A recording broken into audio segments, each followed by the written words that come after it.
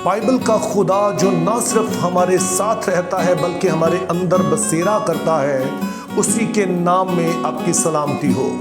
आज मुझे एक बहन का मैसेज आया जिनका नाम फौजिया अमजद है, और उन्होंने मुझे बताया कि जो वीडियोस मैं अपलोड करता हूं वो देखती हैं, तो साथ में वो बहुत सारी अपनी बहनों के साथ, अपने अजीज़ व अकारब और जो ख़वातीन के ग्रुप्स हैं उनमें वो शेयर भी करती हैं। मैं अपनी इस बहन के लिए भी शुक्रगुजार हूं, और बहुत सारे और बहन भाई जो कि इसी तरह से इन वीडियोस को शेयर करते हैं, मैं दिल से आपका शुक्रगुजार हूं और आपसे दरख्वास्त भी करता हूं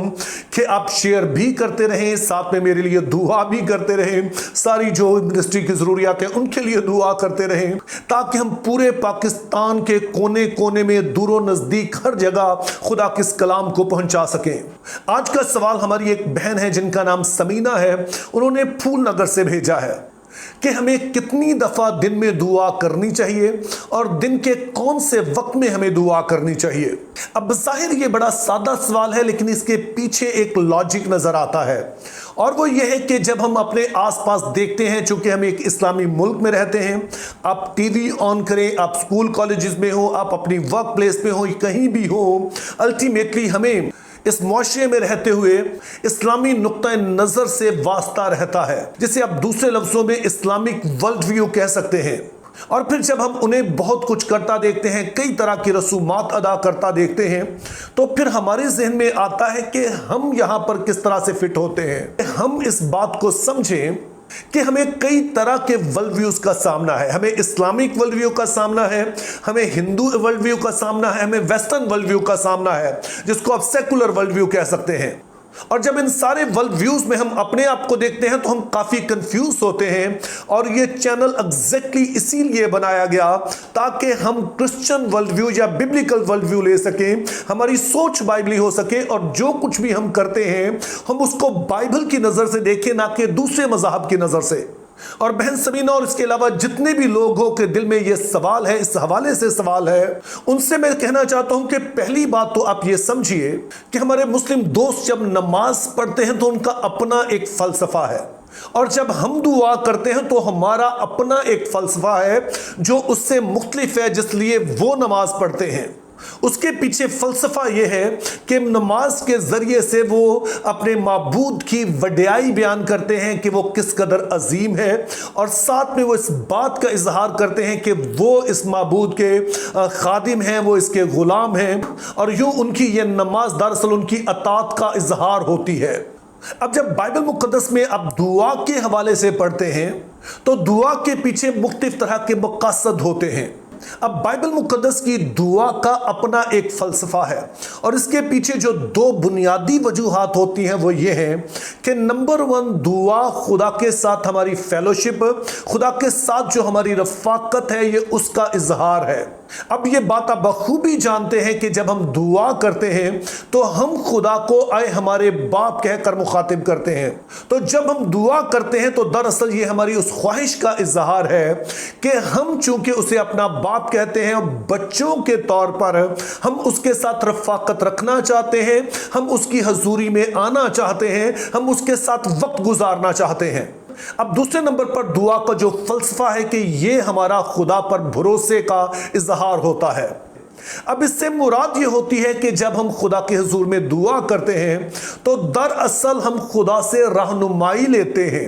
हम दरअसल अपनी कुव्वत का इनकार करते हैं। हम कहते हैं खुदा, ना तो हमारी अकल इतनी ज़्यादा है कि हम सारे मामलात को समझ सकें, इसलिए तू हमारी मदद करके जो कुछ भी हमें करना है हम उन मामलात को बेहतर समझ भी सकें, उनको बेहतर हैंडल भी कर सकें। और साथ में खुदावंद, हमारे पास इतनी कुव्वत नहीं है, हमारे पास इतनी अहलियत नहीं है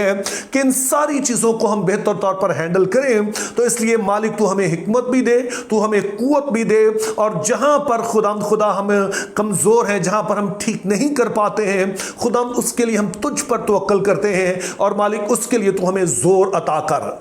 अब जब हम इस बात को समझ आते हैं तो अगला सवाल फिर जहन में आता है कि फिर हमें कितनी दफा दुआ करनी चाहिए। अब इस लिहाज से बाइबल मुक़द्दस में हमें दो तरह के नमूने दिए गए हैं। एक वो दुआ है जिसको हम मामूल की दुआ करते हैं, यानी कि वो जो हम हर रोज दुआ करते हैं। एक दूसरी दुआ है जिसको मैं कहता हूं कि गैर मामूली दुआ है, या फिर आप कहेंगे कि खुसूसी दुआ है। अब जो हमारी मामूल की दुआ है उसमें जो सबसे अहम है वो सुबह की दुआ है। और इसके लिए अपने ज़हन में रखना है कि बाइबली दुआ खुदा के साथ रफ़ाकत और खुदा पर भरोसे या तवक्कुल का इजहार है। तो इस तरह से जो हमें पहला नमूना मिलता है वो बाग़ अदन में मिलता है। तो यूं हम देखते हैं कि जो पहला हमें नमूना मिलता है वो बाग़ अदन में मिलता है कि जब खुदा ताला इस कायनात को बनाते हैं, फिर वो यहाँ पर बाग़ अदन लगाते हैं, उसमें आदम और हवा को बनाते हैं। और फिर हमें बताया गया कि ठंडे वक्त में खुदा ताला इस बाग में आते थे, जिसका एक बड़ा मकसद हमें ये नजर आता है ताकि आदम के साथ वो रफ़ाकत रख सके। अब जाहिर है कि आदम को जब बाग़ अदन से निकाल दिया गया तो ये इंसान के अंदर तड़प बहरहाल रही कि चूंकि खुदा ने हमें अपनी सूरत और शबीह पर बनाया है कि किसी तरह हमारी उसके साथ रफ़ाकत हो। और फिर हम पूरी बाइबल मुक़द्दस में देखते हैं कि खुदा के लोग खुदा के साथ रफ़ाकत रखने के लिए खुदा के हुज़ूर में दुआ करते रहे। लेकिन हमारे लिए जो बेहतरीन नमूना हमें मिलता है वो खुद यीशु मसीह है, जिनके बारे में कि सुबह होने से बहुत पहले वो एक वीरान जगह पर गए और वहां पर उन्होंने जाकर दुआ की। अब यहां पर अपने ज़हन में रखना है कि यीशु मसीह गो के मुकामिल खुदा हैं, लेकिन ज़मीन पर वो एक आम इंसान के तौर पर रहे और उन्होंने हमें दिखाया कि एक इंसान को कैसे होना चाहिए। तो उन्हीं में से दुआ का नमूना भी उन्होंने हमें दिया। और चूंकि इस वक्त यीशु मसीह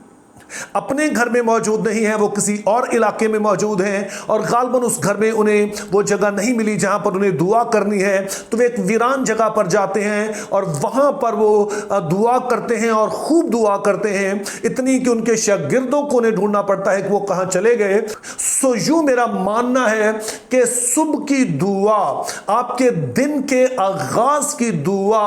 वो हर मसीही के लिए मैंडेटरी है। इसी तरह से एक जो दूसरी आम रीत देखी गई है और खुद यीशु मसीह की जिंदगी में हम देखते हैं कि जब उन्होंने 5000 को खाना खिलाया तो अपने शागिर्दों को रुखसत कर दिया और उसके बाद लिखा है कि वो दुआ करने के लिए अलग चले गए। तो दूसरे नंबर पर जो मसीह से हमें नमूना मिलता है वो शाम की दुआ है कि जब हम पूरे दिन के लिए खुदा के हुजूर में शुक्रगुजारी करते हैं, जब हम खुदा के नाम को जलाल देते हैं कि जो कुछ भी हमारा काम काज थे उसमें वो हमारे साथ रहा, उसने हमारी रहनुमाई की, हमें कुव्वत दी, हमें मुहैया किया और सारी बातों के लिए जलाल हम अपने खुदा को देते हैं। तो दिन का आगाज हम दुआ के साथ करते हैं और दिन का इख्तिताम जो है वो भी दुआ के साथ करते हैं। तो ये वो हैं जिनको हम मामूल की दुआएं कहते हैं। लेकिन एक और हमें नमूना जो दिया गया है, और ये नमूना हमें इफिसियों के नाम पौलुस रसूल का खत उसका 6वां बाब और उसकी 18वीं आयत में मिलता है, जिसमें कुछ यूं लिखा है, और हर वक्त और हर तरह से रूह में दुआ और मिन्नत करते रहो और इसी गर्ज से जागते रहो कि सब मुकद्दसों के वास्ते बिला नागा दुआ किया करो। अब इस आयत पर कुछ अर्सा पहले भी मैंने रोशनी डाली थी, लेकिन आज मैं चाहता हूं कि दोबारा से हम इस पर गौर करें और थोड़ा सा मुख्तलिफ अंदाज में गौर करें। तो यहां पर जो इसका पूरा सियाक़ो सबाक है, जो कॉन्टेक्स्ट है, वो रूहानी जंग है। सो मुक़द्दस पौलुस रसूल का कहना है कि एक तो हमारी जो मामूल की दुआ वो तो है ही, लेकिन हम खुदा के लोग होने के नाते रूहानी जंग में रहते हैं कि जब इब्लीस की हमेशा कोशिश रहती है कि हमें किसी ना किसी तरह से गिराए, किसी ना किसी आजमाइश में मुब्तला करे, तो उसके लिए फिर वो कहते हैं कि हमारे लिए लाजम है कि हम हर वक्त रूह में दुआ करते रहें और ये दुआ बिला नागा हो। सो ये दो लफ्ज यहां पर इस्तेमाल हुए हैं। तो पहला जिसको कहा गया है कि हर वक्त,